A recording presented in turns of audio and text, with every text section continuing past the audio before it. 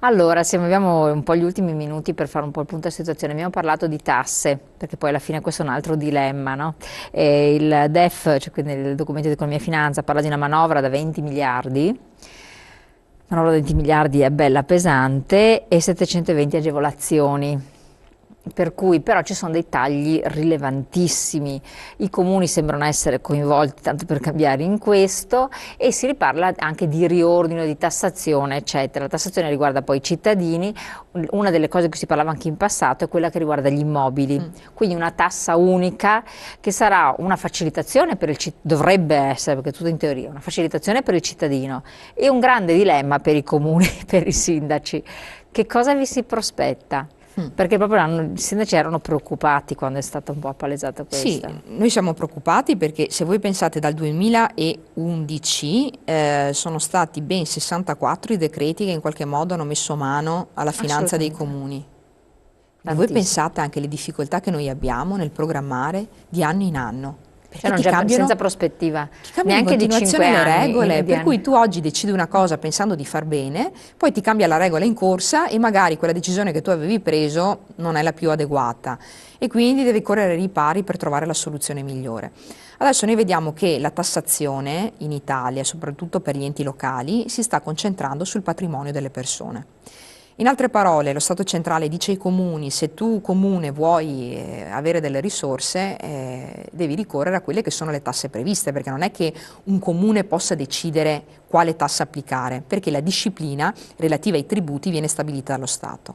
Allora noi abbiamo visto in questi anni, parliamo di IMU e parliamo di TASI, naturalmente complicando le cose, non facilitandole, perché ti trovi ad avere alla fine due imposte che sono particolarmente pesanti, anche se una viene chiamata tassa, però alla fine sì, sono camuffate, alla fine sono tributi, sono imposte sulle ricchezze delle persone, sul Infatti. patrimonio.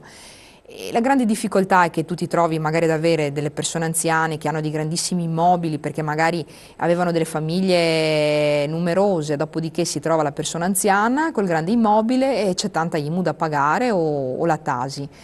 Case fatiscenti peraltro, perché attenzione, molte Si volte. pone anche questo problema e giustamente le persone ti vengono a dire guarda che io magari percepisco una pensione da miseria piuttosto che sono disoccupato, sono cassa integrato, ho problemi, però quelli sono purtroppo i tributi che a noi comuni vengono imposti e noi a nostra volta li dobbiamo applicare ai cittadini e i bilanci bisogna farli quadrare e veramente noi siamo in seria difficoltà nel poter tassare la nostra popolazione.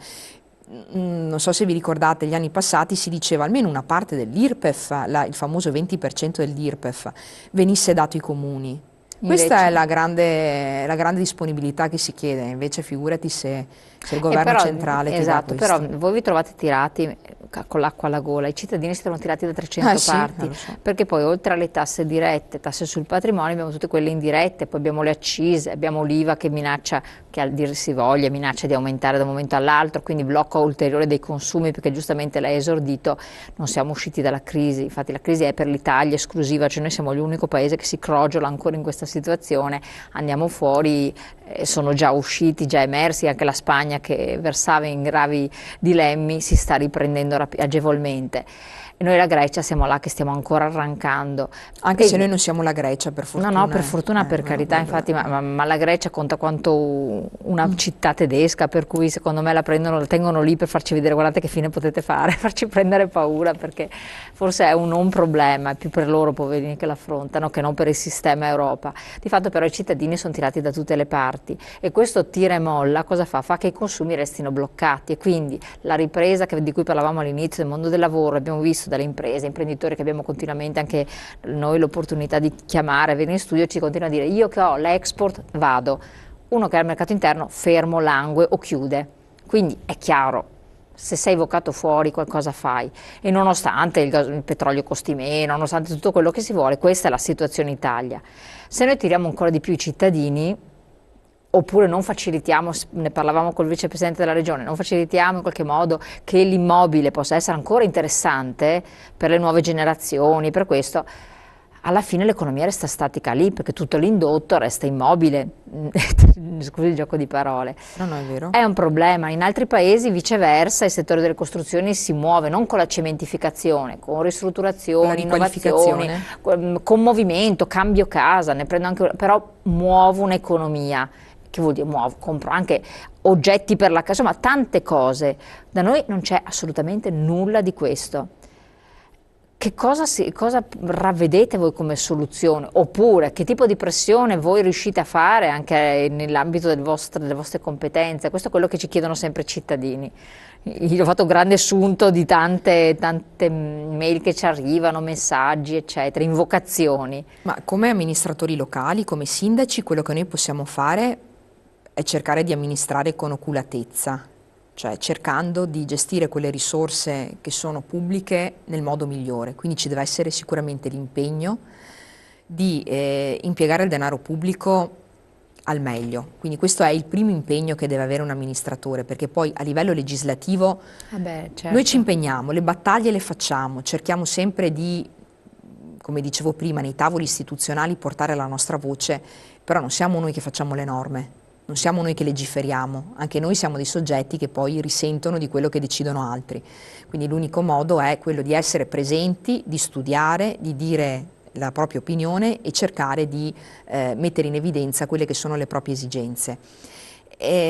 Dall'altro lato, a mio avviso, un settore dove bisogna assolutamente puntare è il turismo.